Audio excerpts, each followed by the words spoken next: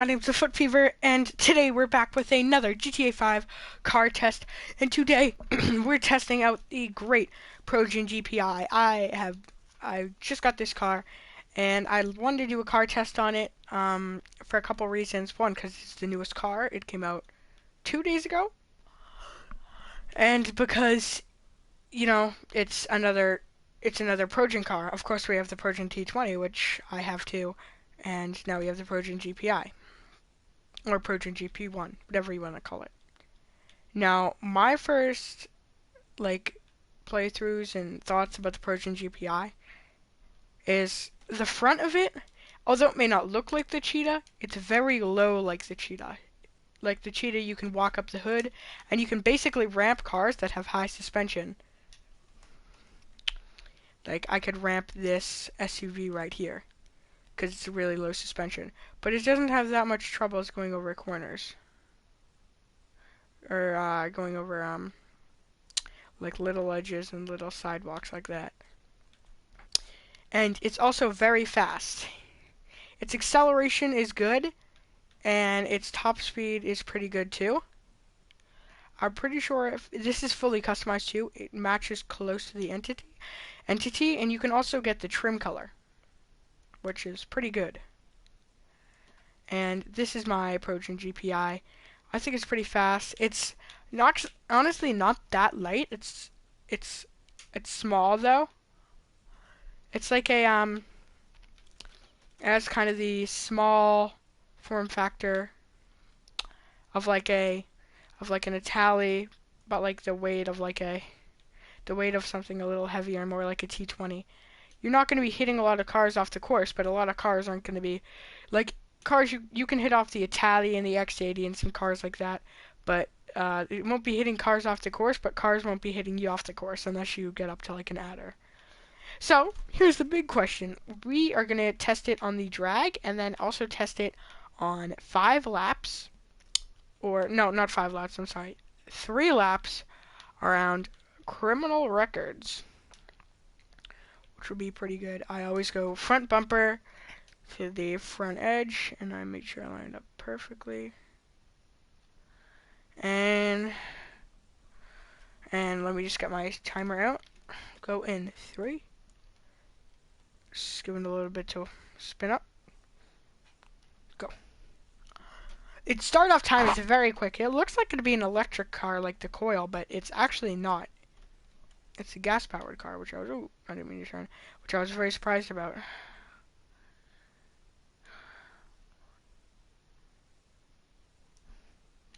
$17.70. Alright, so 17 seconds and like 70, so I don't know. But 17.70. So almost 18 seconds if we do our rounding. If we just round, it's about 18 seconds. Now instead of doing our burnout, let's just rev up the engine. For 5, 4, 3, 2, 1. Alright, so we had basically 18 seconds. Now let's go across the course now. Which usually with just revving the engine goes a little bit faster.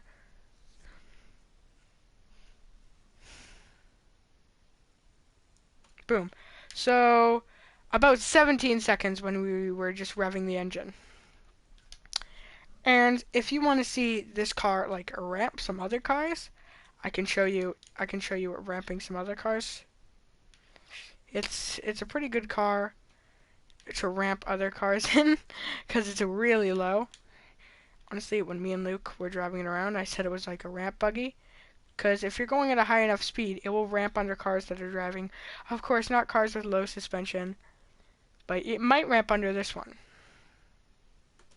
Nope, it didn't want to ramp under this one. Of course, it's not as low as the Cheetah, but it's still really low, and I'm surprised it can go over corners at this low. But it can, which is all that matters. Now we are going to do 3 laps on criminal records. So if I go to online, then I hit jobs, play jobs, Rockstar created races, and then we go to criminal records. Then we'll do three laps or 4 laps around criminal records They give you guys like an estimate time of how long this car will take you. Of course, criminal records is a short race, and it's just basically going in a circle. It's more of a skill type of race and a car race. It's a skill and a car race, because if you can't go around the corners, then you're effed. Alright, we're in a session with other people, which I hate. Alright, it looks like we're not doing criminal records then, because we loaded into a session with another person, which I hate doing, especially during car tests. But instead of doing criminal records, we are going to see how much of the course, the little course around the little circle area in the airport we can get around in 1 minute. How many times we can get around it. My ringer is on, and my phone is not on silenced. It was on silenced. Alright, here we go. Starting from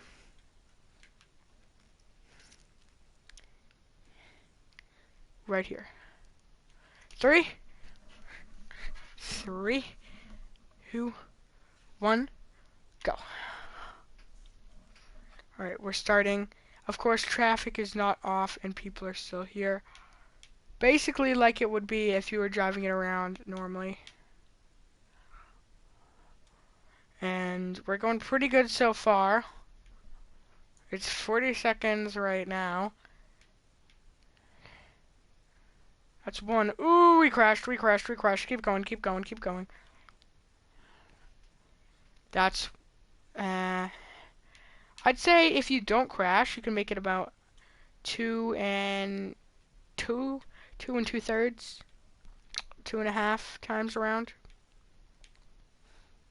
No, it's more like if you don't crash like I did, you can make it around 3 times. So yeah, about 3 times around this if you don't crash in a minute, which is pretty good. And I was going to compare this car to the T20, but we'll be doing that in a later video. By the way, an Overwatch video will be released tomorrow. I have not released an Overwatch video in a long while. I had a schedule. I was supposed to release the Overwatch video today, but it's kind of late, and I don't feel like getting on Overwatch and playing Overwatch. It's too late to play Overwatch. Overwatch is one of those games like Call of Duty. GTA, you can play all night and all day, and it'd still be fun, and you'd still be screaming, but you know, I feel like Overwatch is one of those games you play in the afternoon instead of the night. Alright, but that's the end of this video, and before I do actually end the video, like we always do, I want to tell you, is this car worth it or not? For the price, yes. Unless, say, the T20 is on sale, this car I would 100% recommend buying. For racers, and for everyone. Plus, it's a very fun car to drive around. Unless the T20 is on sale, like it is in the for like another week, I would 100% buy this. I feel like it's a great purchase. A lot of people, I feel like some people don't like the looks of the headlights. I kind of like the looks of the headlights, not that much though. But it's a good car all around. It has the mixes of a T20, the mixes of a Entity, and the mixes of an Itali. It's like if they all had a baby, I feel like this would come out. And a little bit of the Cheetah. And throw a little bit of the Cheetah in the mix, and this is what would happen. Because it's got the Entity's top speed, it's got the Cheetah's front, the T20's acceleration, which is pretty good.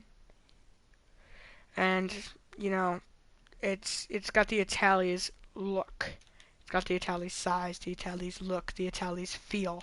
It feels like you're driving an Itali, but it's better. It's better at corners. It's better at everything. It's a souped-up, better Itali.